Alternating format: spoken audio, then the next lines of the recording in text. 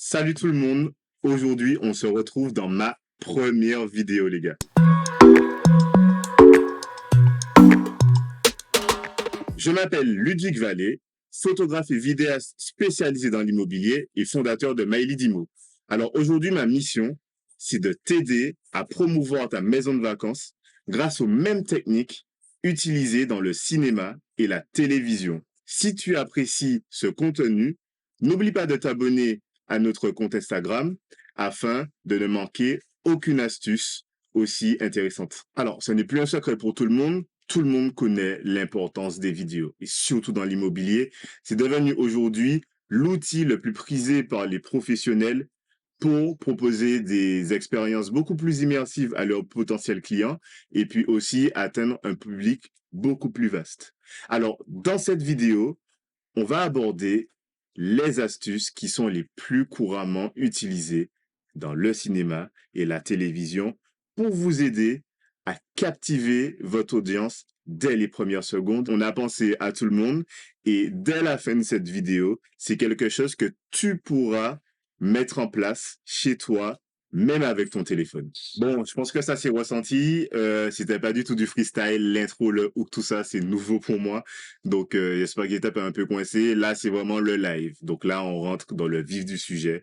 On va commencer par les mouvements de caméra.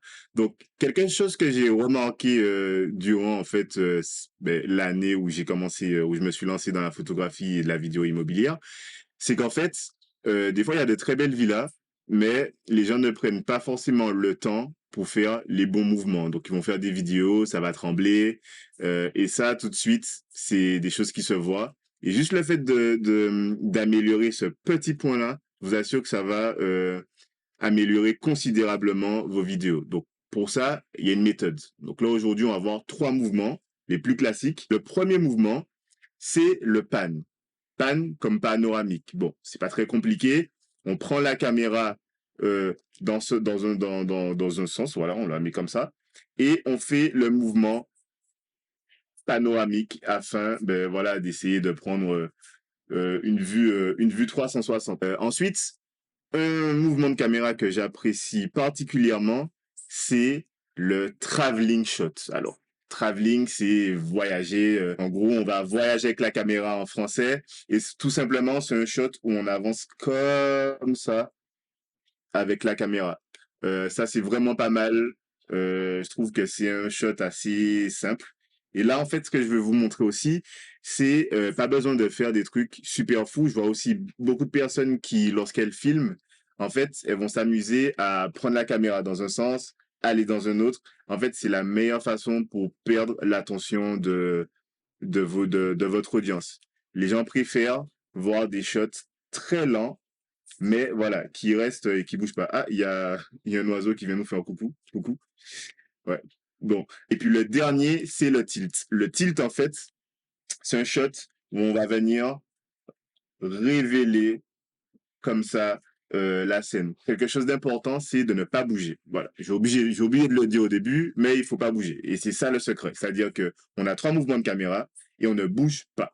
On bouge seulement les épaules comme ça pour être sûr en fait que soit la caméra ou le téléphone puisse rester stable. Maintenant, on va aborder un sujet un peu plus technique. Ce sont le nombre d'images par seconde. Qu'est-ce que c'est que le nombre d'images par seconde? Donc, que ce soit une caméra, que ce soit un téléphone, euh, il y a des modes pour savoir voilà combien d'images votre appareil va sélectionner pour faire sa vidéo. Et ça se traduit pour ceux qui ont des iPhones la 4K 60, je sais pas si ça vous parle, 4K 24, mais il y a ça sur tous les autres téléphones. C'est juste que sur les iPhones, je trouve que le bouton il est assez tout le monde parle de ça. Voilà, je fais des vidéos en 4K 60, etc. Le problème, c'est que iPhone, ils ont pas, enfin Apple, ils ont pas dit lequel choisir et à quoi ça correspond. Faut savoir que au cinéma, il y a une convention et cette convention, c'est plus un standard et en fait, ils shootent en 24 images par seconde. C'est très important parce que l'œil humain, je crois qu'on est aux alentours de 12, 15, quelque chose comme ça.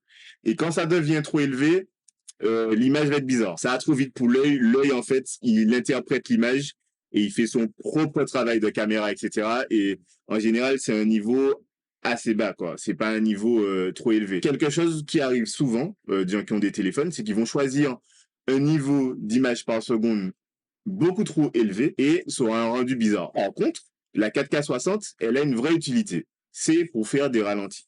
Si c'est pas pour faire des ralentis, n'utilisez pas la 4K 60. Mettez-vous en 24 ou 30 selon votre appareil. Le dernier point, on va aborder les distances focales. Donc, wow, c'est un nom assez bizarre. C'est tout simplement, sur les iPhones, vous voyez, il y a 3 objectifs. Ces 3 objectifs-là, ben, vous avez constaté, il y en a un où on voit beaucoup de choses. Il y en a un qui est plus centré, et puis il y en a un qui est plus en mode zoom. Donc, les distances focales, c'est pas simplement le fait qu'on voit plus d'images, ça impacte beaucoup plus de choses que ça sur la vidéo en elle-même. Moi, ce que je conseille, c'est que voilà, si vous avez un iPhone, pas forcément un iPhone, je ne fais pas de publicité pour Apple, je ne suis pas sponsorisé. Aujourd'hui, il y a beaucoup de téléphones avec plusieurs objectifs. Donc, n'hésitez pas à utiliser le grand objectif, le petit et le moyen. Utilisez le grand objectif pour faire un traveling shot. Voilà, vous faites découvrir comme ça votre salon, on voit pas mal de choses, c'est top. Ensuite, vous pouvez utiliser le zoom, par exemple, si vous avez fait une petite déco sur votre table et que là, par contre, il faudra venir s'attarder sur un peu plus de détails. Et puis, on va dire que l'angle normal, parfois, il y a des scènes qui sont très bien, mais si on monte pas tout, voilà, je pense que vous m'avez compris. S'il y a des petits trucs qui traînent, etc., et vous n'avez pas envie de les ramasser, vous pouvez mettre en angle normal, on va avoir moins de choses et votre shot sera potable. Bon, les amis, c'est déjà fini. Si tu souhaites maximiser l'impact de ton contenu et attirer plus de clients, assure-toi de t'abonner à la chaîne. On se dit à la prochaine. Et puis moi, ce que j'aime faire, c'est un petit dicton, voilà, un truc un peu philosophique. N'oublie pas que ton histoire mérite d'être écrite de la façon la plus captivante que possible.